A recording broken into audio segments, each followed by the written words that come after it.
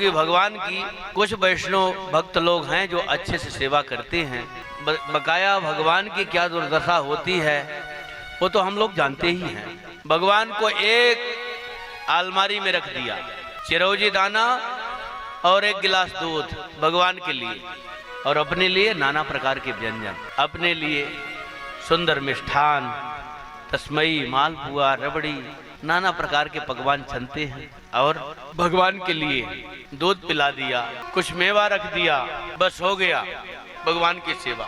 भगवान की सेवा कैसे करना चाहिए? आत्मावत। आत्मावत मतलब अपने को जैसा हम मानते हैं वैसा भगवान को मानना चाहिए। जैसा हम अपने शरीर के प्रति, अपने संबंधियों के शरीर के प्रति हमारी ममता होती है, जैसे हमें भोजन करना आवश्यक होता है, ऐसे भगवान के लिए भोग लगाना आवश्यक होता है। जैसे हमें पानी पीना आवश्यक होता है, वैसे भगवान को जल पिलाना आवश्यक होता है। जैसे हमें सोना आवश्यक होता है, वैसे भगवान को सुलाना आवश्यक होता है। जैसे हमें ठंडी लगती है, वैसे भगवान को भी ठंडी लगती है। ऐसा हमारा हृदय मधुर होना चाहिए भगवान के प्रति। जैसे हमें गर्मी लगती है तो भगवान के लिए भी पंखा होना चाहिए।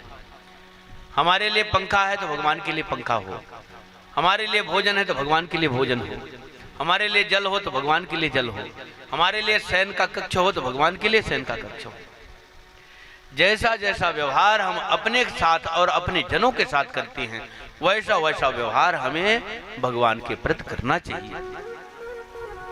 यदि भगवान के प्रति हम कम व्यवहार करते हैं तो फिर भगवान के साथ हमारा केवल व्यवहार है, भगवान के साथ हमारा प्रेम नहीं है। प्रेम बिना अपनत्व न हो, बिना अपनत्व के, बिना संबंध के प्रेम नहीं होता। हमारी सरकार ने लिखा है, प्रेम बिना अपनत्व न होए। भगवान से प्रेम बिना अपनत्व के नहीं होता है। जहां जहां संसार में हमारा संबंध है, तहां तहां प्रेम अकारण होए, वहां वहां हमारा प्रेम अकारण ही हो जाता है।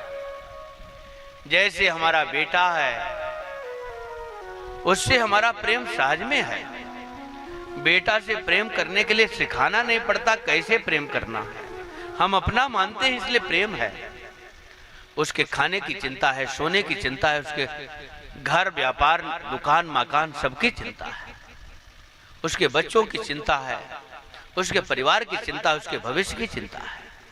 क्यों? उसको अपना बेटा मानते हैं। ऐसे ही भगवान को जब हम अपना मानेंगे तो उनके प्रति हमारा चिंतन होगा। भगवान का चिंतन करते हुए प्रभु के गुण को गाकर प्रेमी रखता जीवन जग में, अपना नहीं प्रयोजन कुछ भी, चलता प्रभु के मग में। भगवान के गुणों की चर्चा करके भगवान के सुख के लिए जीता हुआ यह प्रेमी इस संसार में अपना जीवन को रखता है।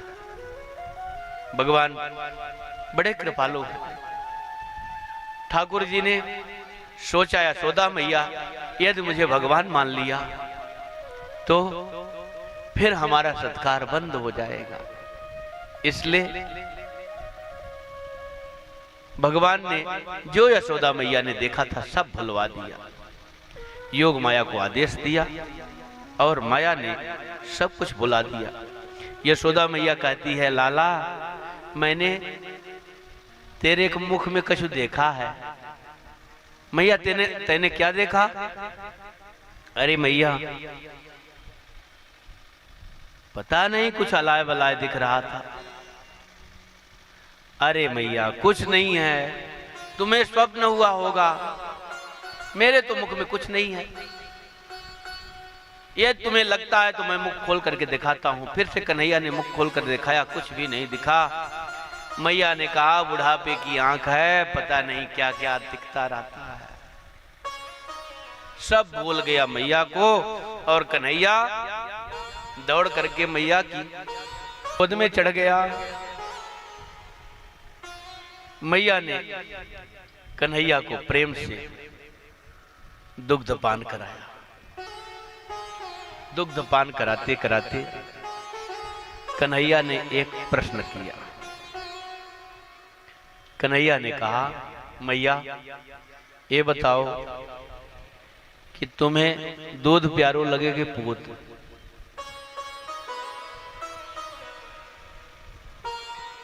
मैया ने कहा, अरे कन्हैया ये तू क्या कह रहा है? तुम ऐसा क्यों कहते हो? अरे दूध पूत के लिए ही तो है, दूध का महत्व ही क्या है? दूध प्यारो क्यों लगे? पूत ही प्यारो लगे। उसी समय आई और कहती है, मैया तैने दोहनी में जो दूध चढ़ाया था ना आग के ऊपर, वह दूध उबलने वाला है, ऊपर आने वाला है।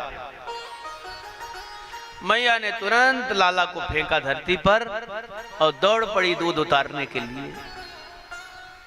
कन्हैया क्रोध में आग बबूले। अभी अभी मैया कह रही थी कि पूत प्यारो लगे, अब देखो दूध प्यारो लगे। अब पूत का कोई महत्व नहीं।